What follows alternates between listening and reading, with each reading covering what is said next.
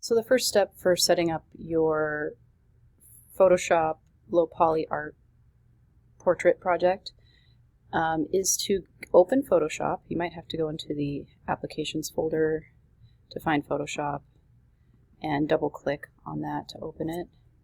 And then do a File, New. Actually, before you do this, let's go to Window, Workspace, Essentials. Make sure you're in Essentials.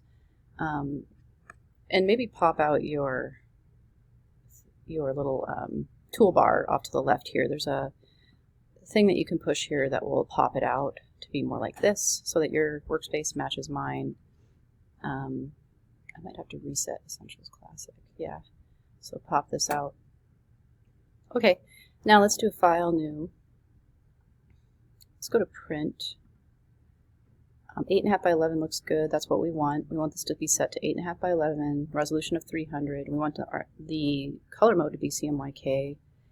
Let's make the background contents transparent and create that. Okay, so now we can do a File, Place, and this is where we are going, Embedded actually, a place embedded. So we're going to bring in the image.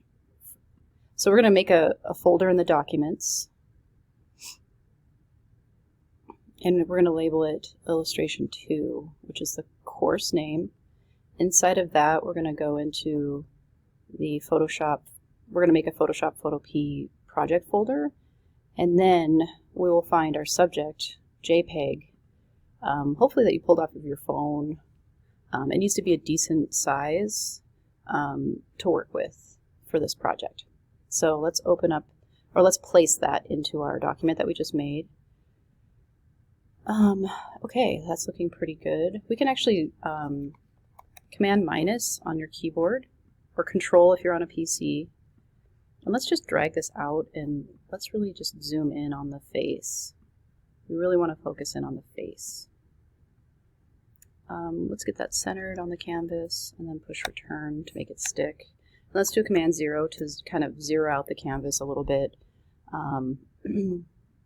So we are going to use the ruler tool, which is underneath the eyedropper tool. So grab the ruler tool, click from down by the chin through the middle of the nose and the eyes and stopping at the forehead of your subject, somewhere around there.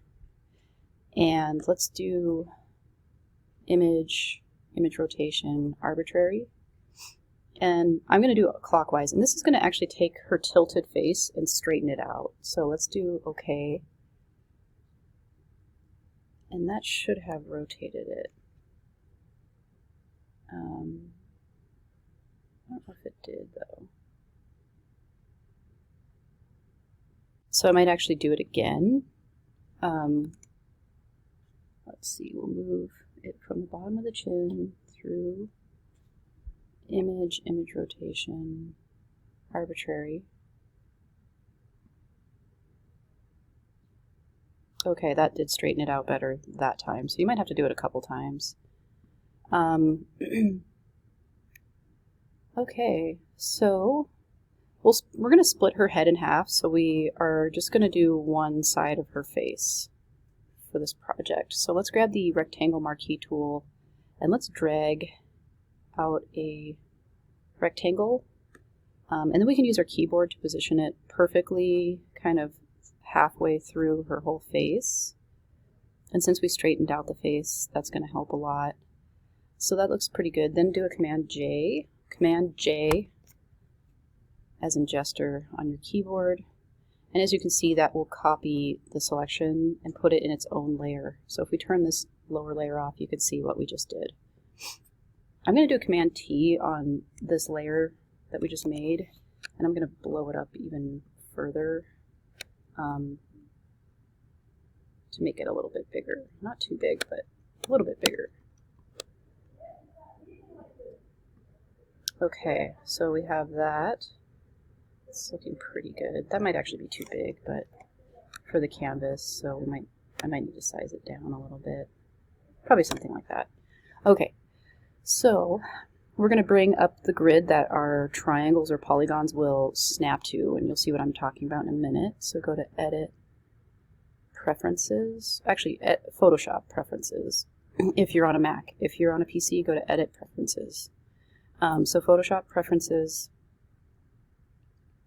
Grids, Guides, Grids, and Slices. So the grid color should be green, and the type of grid, we want it to be a dotted grid.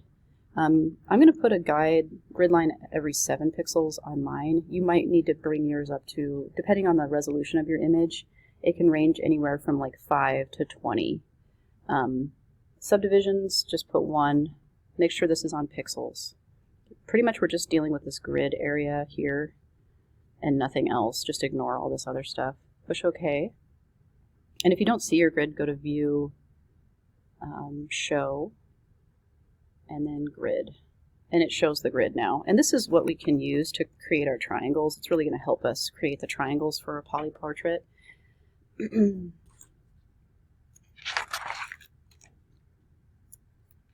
Okay, so let's look at the edge of the head and make sure that it's lined up with the grid. So it's not quite lined up, so I'm going to use the Move tool here to move this layer and just have it snap to this grid, at least down the middle somewhat of the canvas, just so long it's lined up, as long as it's lined up with the edge there of the grid. You can use the space tool or the space bar to kind of navigate your, if you do Command plus to zoom in, you can use the space bar to kind of navigate around. It creates a hand tool so that you can kind of pull around. You have to hold the space bar down the whole time to get that to work though. So let's use the Polygonal Lasso tool. We'll grab that from the toolbar over here on the left. So hold down.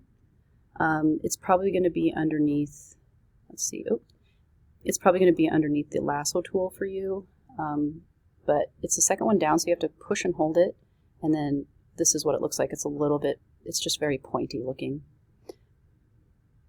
Polygonal Lasso tool. So the upper bar here is where the settings are for this. We want to have the feather set to 0, and we want to uncheck anti-alias, so make sure there's no check there. So each polygon that we draw over this image will basically be an average of the color and the value that we select from the image. So the smaller your polygon, the more detail you can achieve, and the larger the polygon, the faster your process will go. It's best to shoot for kind of a combination of large and small. On this particular image, her eye I would make out of smaller triangles because it's more detailed, but like parts of her fur, I could make larger triangles. Maybe her nose would be a little bit more detailed. Maybe her ear would be a little bit more detailed. Maybe this fluff around her eye would be kind of made up of medium triangles. So it's kind of up to you to decide how you're going to do it, but there's definitely certain areas of your image that you probably should try to retain detail. So one thing we should do before we do anything is go to View and click Snap, and that'll make sure that our grid snaps. And actually I am going to adjust my grid because I think my dots are too close together. I can't really see my image underneath very well. So let's go back to Preferences, Photoshop Preferences, Grids, Guides, Slices, and change this to maybe like 10. Push OK. That's a little bit better, I think. Okay, so I'm on my layer 1. Make sure I have that selected. I'm zoomed in on the eye. You can do Command plus to zoom in, or you can use the zoom tool. And then I'm going to use the Lasso tool, Polygonal Lasso tool, and I'm going to start creating triangles in here. And then let's go to Filter, Blur, Average, and that should create, then Command D, and that should create triangles. I'm not seeing them very well here on my screen, so let's create one here that's a little bigger. Filter, Blur, Average. You can see that one a little bit better. I still think my grid might be a little too close together. And I can always adjust that, and I think I will. Okay, so I changed the value to 17, and that's a lot easier to see the things that I'm making now. So we can continue to draw, you know, triangle shapes If they're not perfect triangles, that's fine, as long as they're straight lines. So filter, blur, average. So there's a way to actually automate this process to make it a lot faster for us, and we're going to go ahead and do that.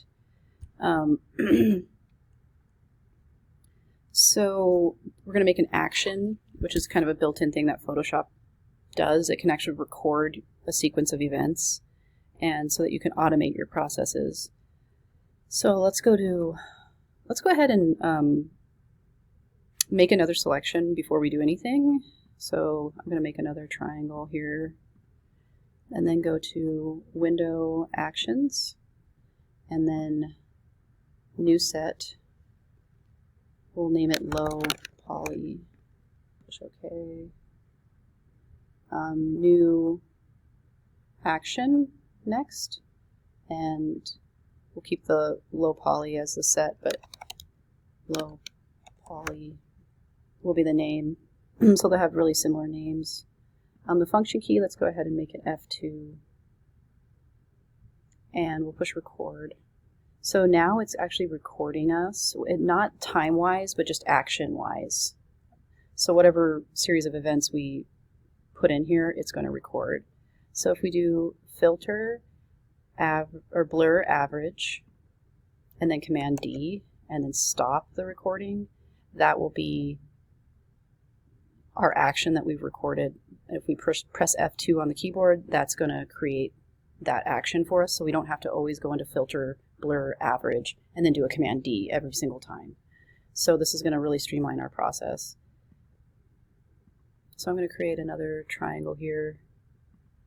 And then if I push my FN on my keyboard, because I have a laptop, so if you have a laptop, you might not see your shortcut keys or the F2 key. So push FN on the keyboard and then push F2 up there. So you'll be able to see it if you push FN. And FN is in the lower left-hand corner of a MacBook Pro anyway. You might have to look it up if you can't find the F2 key on your laptop. You might have to look up how to view that.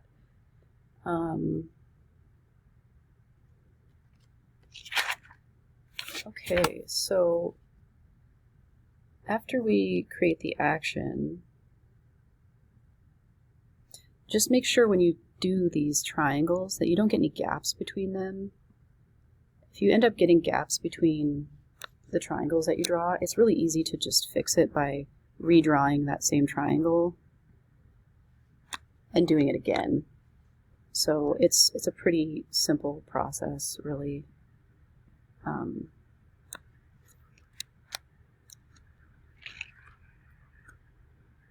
Yeah, so basically the whole thing is just you creating different triangles and filling them in with the average color from the image. And the direction and the shape of your triangles are going to matter a little bit because, you know, they will... So keep that in mind, I guess. Since I have a little bit of hair that's moving this way, I'm trying to make my triangles that I make a little bit more directional in that direction that the hair is going, I guess, if that makes any sense. So yeah, just go through, get your triangles as tightly as you can. And I'm going to show you how to remove the background next. So we can actually go to View, Show, Grid. This will help a little bit to actually do this process.